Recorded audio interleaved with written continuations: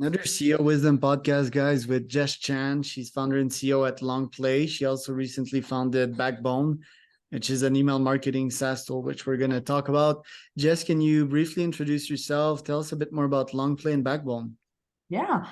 So I'm the founder and CEO of Longplay and Backbone, like you mentioned. Longplay is a full service retention marketing agency for direct to consumer e-commerce brands. So we got our start in email marketing. We've been around for 4-ish years now. And these days we focus a lot on high level retention marketing. So email, SMS, direct mail, loyalty programs, helping brands reduce subscription churn, increasing lifetime value, all of the retention work that most agencies and most in-house teams just typically don't focus as much on. So we have a team of about 25 to 30-ish there, and that's been around for just over 4 years now. And then we recently launched Backbone, which we bootstrapped with our agency. And a Backbone is a software tool targeted towards D2C e-commerce brands as well. And the role of Backbone really is to automate the job of an email marketer over the next few years. We just got over beta, so it's been really fun just growing a new business and getting acquainted with the SaaS space. Love it. Are you also solo on Longplay? Yes, so I'm a solo founder on both of these companies, but I have an amazing team at Longplace. We actually run off of the EOS like visionary and integrator model. So I actually have a wonderful COO named Rachel who runs pretty much the whole business on the Longplay side. You are pretty much the rare kind out there. Like most agencies have co-founders. My agencies are also, I'm solo founder, bootstrap, and I have a team. How did you make it to that level? Honestly, it was a long work in progress when I first started with Longplay. I remember scaling up really quickly. We hit 7 figures in like the first year or so. But it was chaos. I was trying to manage like a team of like 12 people by myself. We didn't really have a good org structure or anything like that. And at some point we like turned over our entire team, rebuilt our entire culture. But really the key here is really finding like an amazing right hand. Rachel's a very experienced COO, and she really came in, really put like a good team in place, put like more just a proper org chart structure, really defined our roles and responsibilities. And we were able to scale from there. When did you get Rachel on board? Rachel came in, I'd say probably about a year and a half to 2 years in. So at that point, we had like a really good client list. We had a pretty large team. I'd say probably like 15 people at that point. I was kind of still managing everything, and I was like managing 20 something clients, managing 15 team members. I was on all the client calls. I was looking at every single email, and it was just like not scalable. And we were also doing a lot of revenue, but not making a lot of profit. Whereas once we brought on Rachel, she's now my only direct report. I realized I hate management. I'm not particularly good at management. I'm off of all client calls, which is amazing. And that was when we really started making real money and being profitable enough to eventually bootstrap our software company. Where did you find Rachel? Where and what was the interview process to make sure that she was good? Yeah. So she actually came in. She was actually the COO of a client who hired us. And I had no intentions to poach or anything like that. But she actually, I always joke that with her that I'm like, I made one good hire, which was her, and then she hired everyone else. But really, when we look back at it, she kind of also hired herself. So I was just like stressed out of my mind running this business. And she was like, hey, like, would love to do some like monthly check-in calls with you just as like, women in business. And I was like, she was like, I knew you couldn't say no because I was a client. So I was like, okay, sure, we can do these monthly check-in calls. And eventually she's like, hey, like, I think you need some ops consulting. Like, what if I consulted for you for like, a few hours per week? And like, she cut her rates down like super low. So I was like, sure, like, I would love some help, and then eventually I was like, you're like always here. Like, no matter what time I pay you on Slack, she's always there. I'm like, how many hours are you working? She's like 50 hours for you. And I was like, do you want a job? And she's like, that's exactly what I want. So she was like plotting this for like over a year. But I always say like, that's really what you should be looking for. And anyone that you're bringing on as like an equity partner, high level, like really C-suite that you really want to be able to scale a business or multiple businesses with, is like they should be proactive enough to be coming to you and be able to come in and like diagnose issues and start building a game plan on their particular area of the business. And they're already invested in doing the work with you as a partner before they even have like a true like C-suite position. And it's been this incredible partnership since then. Nice. The consulting route is quite interesting, but must have cost a fortune if you hired her for like 40 hours a week at, let's say, $100 a week. That's 16K per month. So like, was that the plan back in the days, and how long did that last? No, so I was only paying her for like 5. I think maybe it was like, I forget how we set it up. I think it was like 5 and then up to 10 hours per week. And it was supposed to be capped. So I was only paying, and I think she like cut her down. She's typically charging like, $500-$600 an hour. So she was like, I'll do it for like 150. And I was like, sure. So it was like 150 and then like 5 hours a week. So whatever math that is, that's like $1,000, So that was what I was paying her for. And then I was like, you're always here. Like, I'm paying you for 5 hours a week, but why are you always here? She's like, I'm actually working like full time for you behind the scenes. But that's when I knew. I was like, oh, she's really committed. Like, she is willing to show me that she's willing to put skin in the game and she's willing to do the work because she wants to show up. And those are always the best hires I've ever found, is like the people who are willing to do the work before they get paid. And it's not about like getting free work out of anyone. It's more of like, oh, they're proactive in like showing up. And I kind of did the same thing too. Like when I got my CMO position, like I was doing some of the work before as well. And I think the best people know that's kind of like the way in. I did that too. My first agency, and I founded an agency with my mentor, and that was a decade ago. It's just so hard to find these kinds of folks, you know. The first question, before I get to that, is what's the dealio? How did the deal change once you officially had her as your COO? Did you still go with the salary, but with rev share or even shares of the company? How do you deal with that? Yeah, so when she first came on, we shifted her just like to a normal full-time role, like normal salary. And she was getting paid, we were already in the 6-figure range, and she definitely deserves a 6-figure salary. She came in pretty hot, because she already has experience, so she knew what needed to be fixed, what was like, she was kind of running what she needed to run. And then I'd say probably like a year and a half in is when we started talking about equity. And then I put her on I think it was a 4-year, either 4-year or 5-year vesting schedule. So she has equity in both long play and backbone. And honestly, like, it's funny, I think there was literally a Twitter thread about this recently, but like, this is the way I think I want to go for a while, is like solo founder, find great C-suite, give them equity after a certain period of time, have invest, and then eventually give out like profit distributions. I'm not a huge fan of revenue distributions internally for things like this. I think it kind of skews incentives a little bit, but profit distributions, and then eventually maybe in the future I would like look for co-founders for different types of companies. But I think the solo founder with C-suite with equity is like a good play for me personally. Right. Do you think this can scale? I'm an outreach guy, so can I reach out to COOs, interview a bunch, or it's really like having this work experience with them, with working with a client, which seems very serendipitous? Do you think this can scale? I think the best relationships aren't, you can't quite duplicate it, but you can find similar things. So like, for example, if I were to like start another business and for whatever reason, like I'm not working with Rachel on it, I need to find another COO, I wouldn't be like, let me look at my client list and see if there's a COO. That's not the equivalent of duplicating. I'd more so look at other similar relationships where it's like, oh, who do I know right now who is maybe like downsizing their company and doesn't need a COO, or like who in my network might know someone. So I think introductions and like something warm is still the best way to go.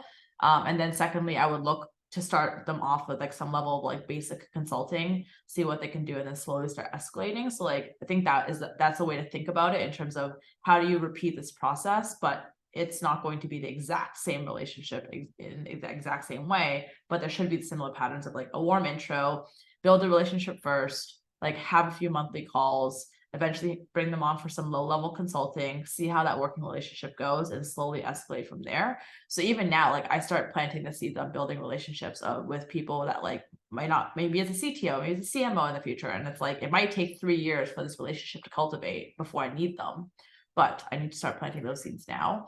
Because that's going to be where your best people are found.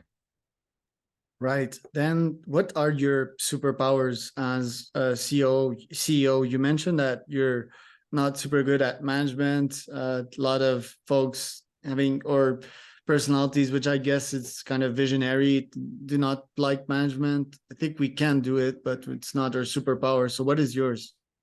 That's a good question. So I'd say for me, I'm really good at strategy, and like by that I just mean specifically like synthesizing a lot of information very quickly and kind of cutting through the noise.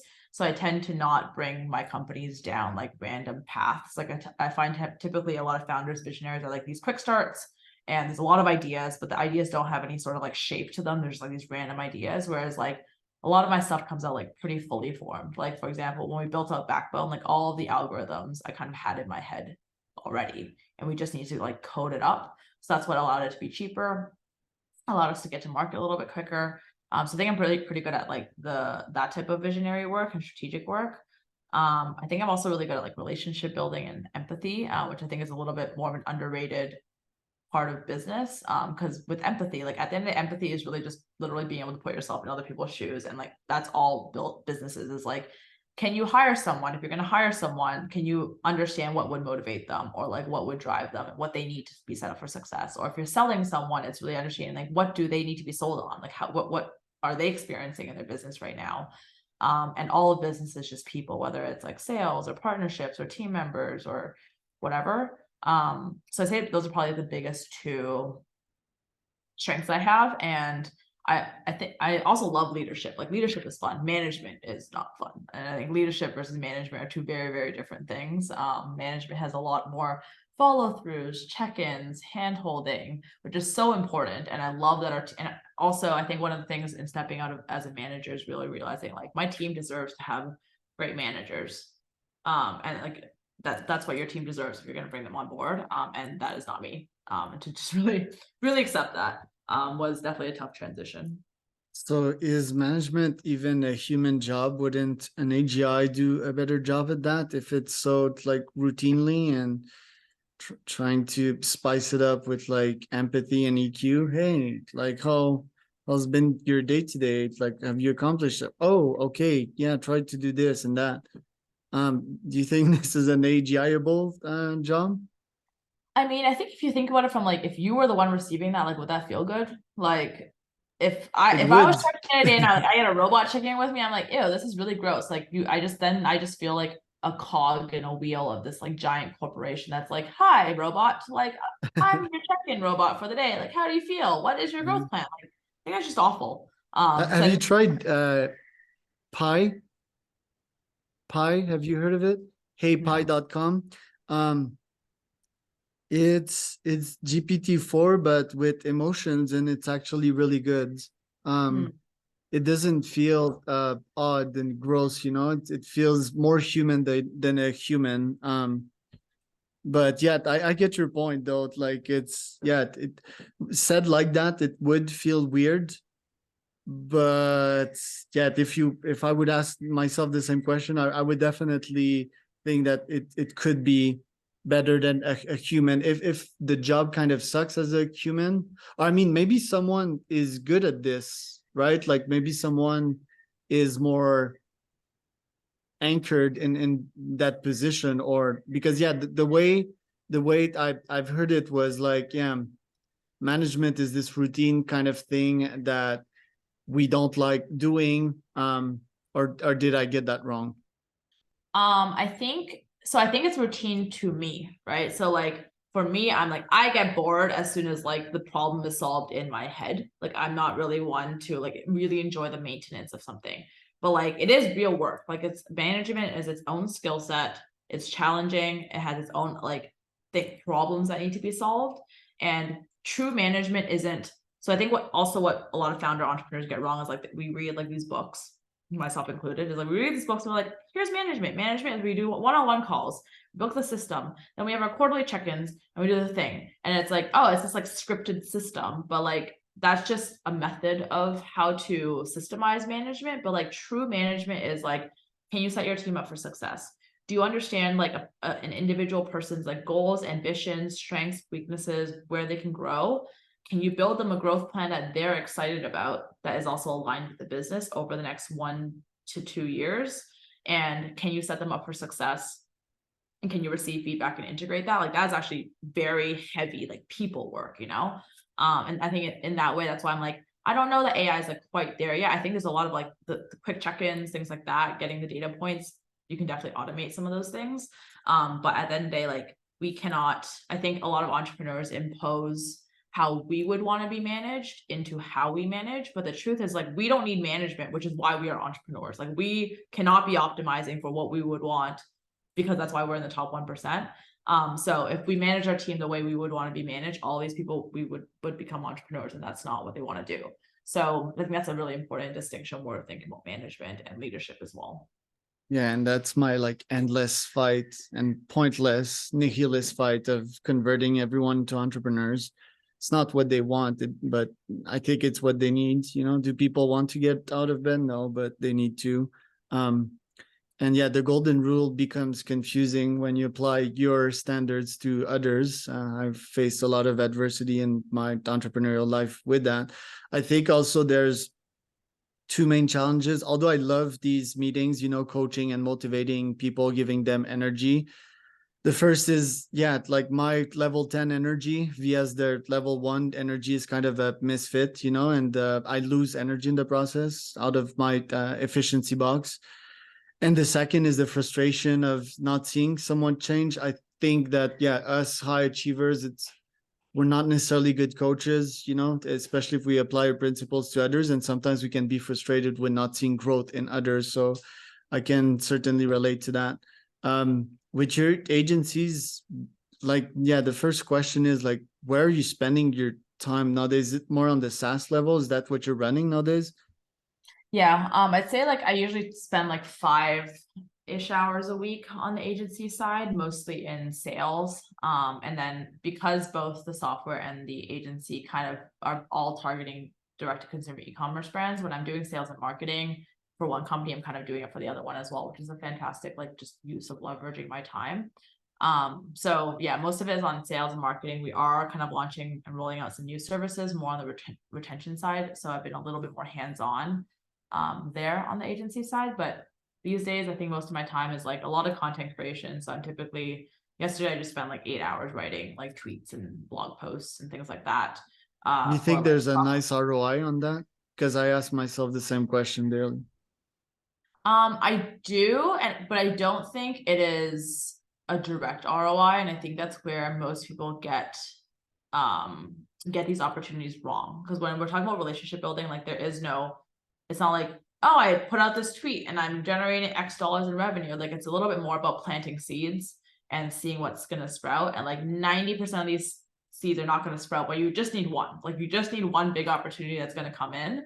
And that's a secret. So I've already gotten some like advisor level positions, things like that, like opportunities coming up in these like very anecdotal ways that isn't scalable on its own or repeatable, but overall the ecosystem is kind of working together. Love it. And yeah, the seed that's always growing when you do content is the internal one, your brain. You grow a lot just by thinking out loud and writing what you have in your brain and reasoning.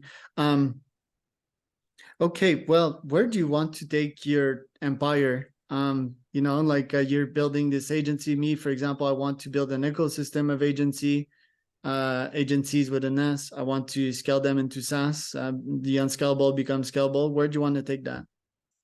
Definitely want to do an ecosystem. I think Longplay is going to be the only agency for me.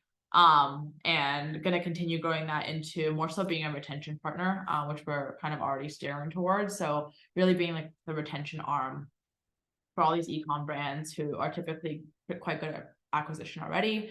We've already started our small portfolio of like getting equity in a D2C e-com brand as a retention partner. So that's train is kind of just running and like it's going in the direction I want it to. Backbone, I really see the potential there for it to be like an 8-9 figure software company over a longer period of time. The role there is really just to automate the job of an email marketer over the next 3 to 5 years. And then I want to start probably another e-com brand. I want to publish a book at some point, and a book more around like the emotional and psychological journey of entrepreneurship. Would love to start a restaurant one day, and I just want to build cool shit with cool people, and I'm like, the profit will come. We'll do it right, but that's not the end goal. I think it's just building really cool shit with cool people, and like the rest will work itself out. Love it, Jess. Where can people find out more about you? Twitter is definitely the best place. So my handle is Jess Chan with 2 J's at the beginning. And then Instagram, same handle as well.